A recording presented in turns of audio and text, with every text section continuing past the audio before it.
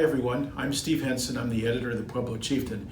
Here's a look at the stories coming up on Chieftain.com and in tomorrow's edition of the Pueblo Chieftain newspaper. Well, after months, maybe even years of deliberations and public meetings and surveys, the Pueblo City Schools Board is expected tonight to come up with a final decision and to set the ballot measure for this fall, in which voters will be asked to spend at least a couple $100 million to build 2 new high schools and also to make improvements to other schools. At least we've been led to believe that that's the option that they're going to be looking at. And so we'll be at that meeting, of course, and reporting on it. We'll have details on our website right after the meeting this evening. Other things we have working on, an interesting story. The Pueblo Cooperative Care Center has approached the City Council with a proposal to say, we don't want you to fund the whole thing, but if you would participate, we can get funding from a lot of other sources. And the proposal is to have a portable shower, set up in a truck that would go around the various locations in the city, and also a portable laundry. And this would be for the homeless. And the idea would be that this would give them an opportunity to clean up their clothes, and that would help them in their search for a job, and also just the issue of human dignity. And they would be able to run hundreds of people through this every week. And once you got by the initial expense of purchasing the truck and the vehicles, then you're just looking at supplies, and that's a relatively minor cost.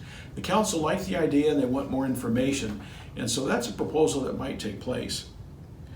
We also have an update on the ongoing study of whether or not the city of Pueblo should try to dump Black Hills Energy and form its own electric utility. There is the second phase of a feasibility study that's almost completed and should be available to the public in mid-September, and we'll have a story on that.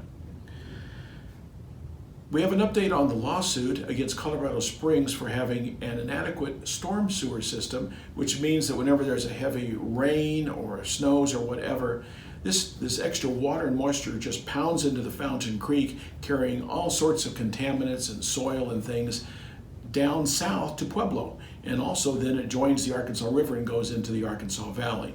So a lawsuit was brought against Colorado Springs, and we have a report tomorrow that negotiations to settle that lawsuit are making some headway, and we'll have a story on that.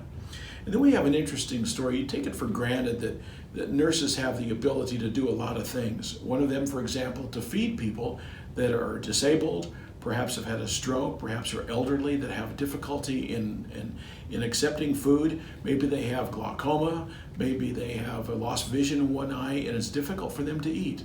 And so we have a really nice story tomorrow about the program at PCC that, among other things, is teaching nursing students how to feed people. That's about it for today. We'll look forward to talking to you tomorrow.